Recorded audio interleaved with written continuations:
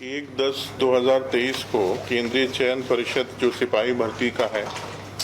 उसके द्वारा सिपाही भर्ती की परीक्षा 2 पालियों में की गई थी और परीक्षा के बाद इस प्रकार के मीडिया से रिपोर्ट्स आने लगी कि इसमें अनियमितताएं हुई हैं और कुछ गड़बड़ी की शिकायतें आई। कुछ प्रिंट इलेक्ट्रॉनिक मीडिया के माध्यम से प्रश्न पत्र के आंसर कीज को फ्लैश किया गया और इस प्रकार का ये माहौल बना कि कुछ न कुछ गड़बड़ इसमें हुआ है। तो इसकी सूचना जैसे ही सब तरफ फैली तो आर्थिक अपराध इकाई ने इसको पता संज्ञान लिया इसमें और हम लोगों ने इस मामले की जाँच करना शुरू कर दी। तभी जिले के एसपी जहां से इस प्रकार की शिकायतों की सूचनाएं आई उनसे बात की गई और उनके यहाँ जो भी एफआईआर दर्ज हुई थी या कंप्लेंट्स आई थी उनके बारे में हम लोगों ने जानकारी ली, उनसे सारे डिटेल्स प्राप्त किए। बहुत जगह रिकवरीज भी हुआ था गैजेट्स का, आंसर शीट्स के जो चिट्स होती हैं उनकी। जो मुख्य एफआईआर हुई थी जिसमें कुछ न कुछ आपराधिक गिरोह का संगठित लग रहा था जिनका हाथ हो सकता है, उनकी जानकारी प्राप्त की गई। जानकारियों को प्राप्त करने के पश्चात इसका अध्ययन हम लोगों के द्वारा किया गया और इसमें ये निर्णय लिया गया कि आर्थिक अपराध इकाई इस प्रकार के जितने भी केसेस दर्ज हुए हैं उन सब का टेक ओवर हम लोग करेंगे और जिन केसेस में इस प्रकार के साक्ष्य आ रहे हैं कि उसमें कोई संगठित गिरोह इन्वॉल्व है जिसके द्वारा अनियमितताएं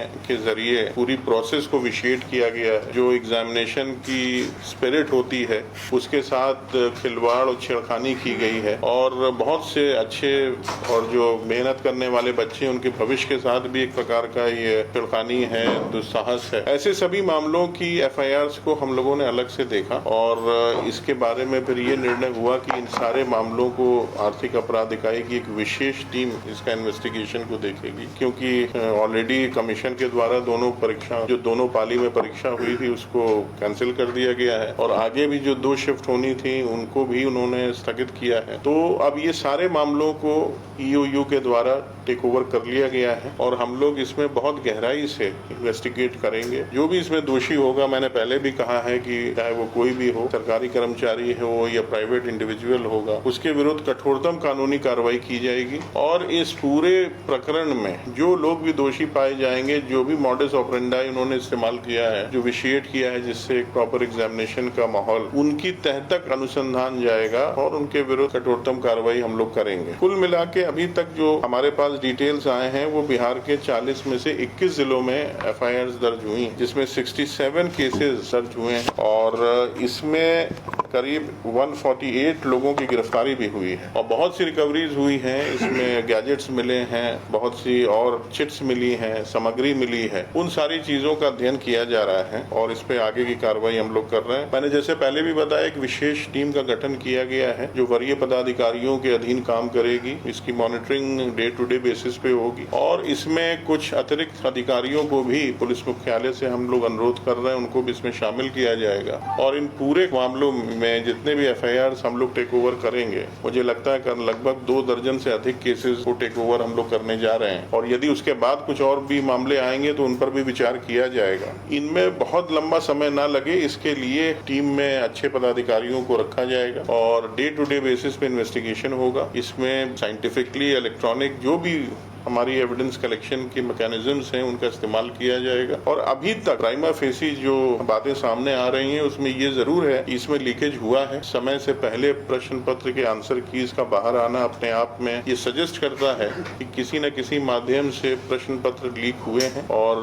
कुछ लोगों के द्वारा उसके आंसर कीज बना के सर्कुलेट किया गया है और इसमें पैसे का भी लेन देन के साक्ष्य प्राप्त हुए हैं। अभी तक बहुत से कैंडिडेट्स के द्वारा भी ये बताया गया है कि उनको इस प्रकार कि यूपीआई ट्रांजैक्शन के माध्यम से पैसे देने को कहा गया था और बाद में ये काफी वाइड स्प्रेड हो गया, हर जगह इस तरह की चीजें सामने आने लगी। तो ये अब इसमें किसी प्रकार का संदेह नहीं है लीकेज के इशू पर और उसी पे हम लोग अब अनुसंधान करेंगे। इसमें जो लोग भी हैं इन्वॉल्व, जैसे भी हैं, इसकी क्या भूमिका है वो आने वाले समय में पता चल जाएगी। हम लोगों ने इसमें बहुत पब्लिक के भी लोगों से, स्टूडेंट से भी बात किया है, उनके द्वारा भी हम लोगों को काफी सूचनाएं दी गई हैं और मैं आपके माध्यम से भी ये चाहूंगा कि हमारा जो टोल फ्री नंबर है आर्थिक अपराध इकाई का 0612 जो कोड है पटना का 2216-236 2216-236, ये टोल फ्री नंबर पर जो भी व्यक्ति किसी भी प्रकार की सूचना देना चाहता है, इस एग्जाम में जो गड़बड़ियां हुई हैं उससे रिलेटेड कोई भी बात हो, तो हम लोग उसका स्वागत करेंगे